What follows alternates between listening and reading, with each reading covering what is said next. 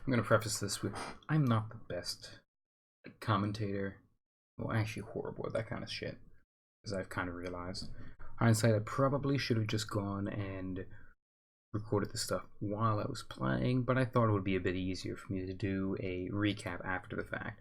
And truth be told, the replay system is so utterly ass that it's kind of weird to do. So we're going to try our best. So after 2 one-landers, we end up mulliganing down to 5 and scryed at the bottom a Darksteel Citadel, Blood Crypt, and pass. Our opponent follows up by playing a Blinkmoth Nexus and Vault Scourge. It's Affinity, boys. So let's see how this goes. Turn 2 Mog War Marshal, which is pretty not exciting, but what are you gonna do? Hopefully we can fog something. Gets in those sick beats for 1, and luckily it seems to be the slow start.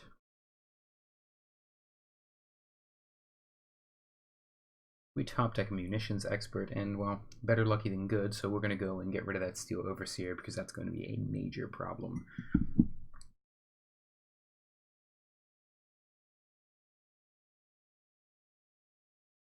Opponent drops an ex-champion, so it's pretty much down to get bridge or eventually die to the beats.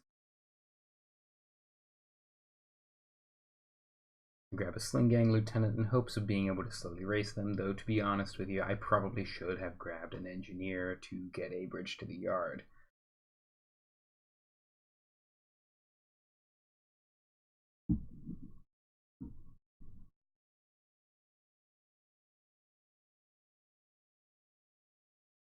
I think they're scared that I might be on 8 whack of some variety due to the keeping back of the Etched Champion. So after the Sling Gang is down, they know I'm just going to be attacking every turn. Sadly, they have a Galv Blast for our Sling Gang Lieutenant, and we are sad. The race is not happening. After 2 Signal Pests go down, we're pretty much fucking dead. Like, dead. So if you missed that, I Ghost Quartered my own Darksteel Citadel to have enough red to be able to play both Warchief and War Marshal. After the Cranial Plane comes down, we're dead. I concede and move on to game 2. In terms of sideboard stuff, we bring in a Trashmaster, Critter Maker, 2 Anger of the Gods, 2 Kolgan's Commands, and 2 Pithing Needles. We go down a Thorn of Amethyst, all of our Chalices. What else did I go down? I believe it was 1 Pashalik Mons. Oh, and both of the swords. If you're wondering why I went down the Chalices, this is not a deck that can put a Chalice on turn 1, ever. So there's legitimately no point in running it in this matchup. While there are matchups where Chalice is good in a more fair way in this deck, because against anything that's running a good deal of removal, you can put a Chalice on 1 and just stonewall their entire deck. There could be some argument for keeping the Chalice in, but most of the threats that I'm horrified of are the Etched Champion, because I can't remove it, and Cranial Plating, which you're really not going to go and get to Chalice on 2 that easily. Though I suppose with a War Marshal or whatnot, you can go and get it out pretty quick. The only thing a Chalice on 0 is going to stop is Ornithopter and Mox Opal, which there is merit in that, so I might have been wrong in my sideboarding, though at the exact same time, they just lose to Trashmaster, and Anger of the Gods kills most of the relevant threats. Etched Champion just honestly isn't enough of a clock. And now we are going to go on to the next replay after I pulse this down.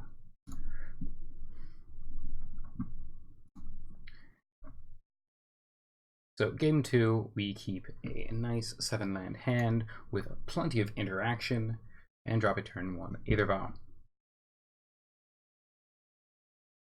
Opponent has the slow start. Pick up Vial, play down a nice Mog War Marshal. With a general idea, if they drop anything remotely spooky, we can just Munitions Expert it away. Vault Scourge is not spooky.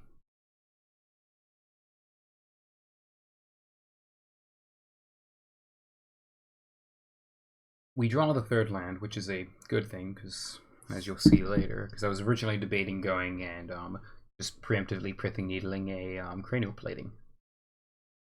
Then he drops the gear per Aether Grid. I know what we're needling, boys.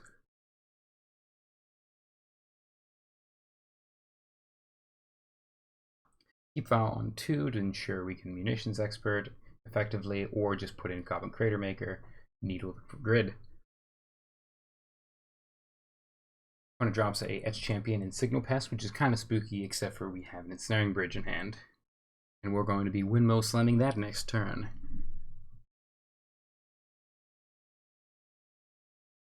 Finally take up the Vial in hopes of getting Matron or any of our relevant 3-drops. Drop a Prospector. And here we go.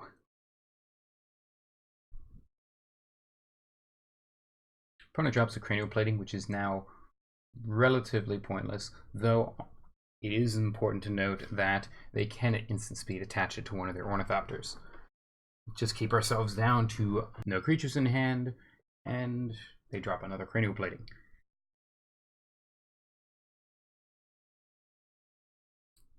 Third bridge wraps it up. Our opponent can't deal with that. On to game 3.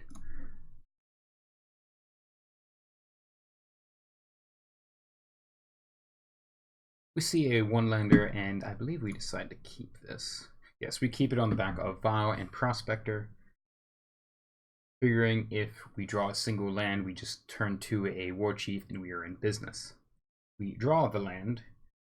Player either Vow, planning on viling in Cirque Prospector next turn to drop a early Warchief. There is some risk in this play because you end up opening yourself up to a Galvanic Blast, kind of blowing you out, but with his current start, it's pretty much the only option. Warchief lands, and we are happy.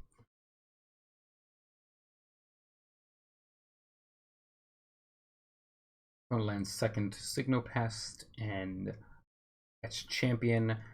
Boy, this is looking spooky. We're going to be going and looking for Munitions Expert with Goblin Matron in order to take care of one of the Signal Pests. We have second Matron as backup plan to get Engineer or any other relevant poser. My original game plan was hopefully getting to 4 so I could get a Trash Man and just destroy his board, though I will spoil you on that one. Did not happen. Opponent Alpha strikes, and it hurts. It hurts oh so bad. But we bring up Vow to 3 and drop a Goblin Matron. Well, drop a Scarab Prospector and a Goblin Matron searching for Mog War Marshal to act as a Dark Ritual in our deck. Quickly ritual out a Goblin Engineer, bridge to the yard, and put a bridge on the field. Now, any removal spell for the bridge isn't going to help. They can still nug in for a little bit of damage due to the Signal Pest and Ornithopters, but we should be in business considering next turn we're going to be dropping Sling Gang Lieutenant. We take up the Vow to 4 so that we can go and just play a Sling Gang Lieutenant and whatever.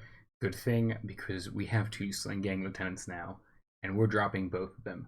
Opponent concedes to the second one because, well, that's a lot of goblins. Hopefully my commentary hasn't been too terrible, but I'm not very good at this sort of thing. Have a good one, guys.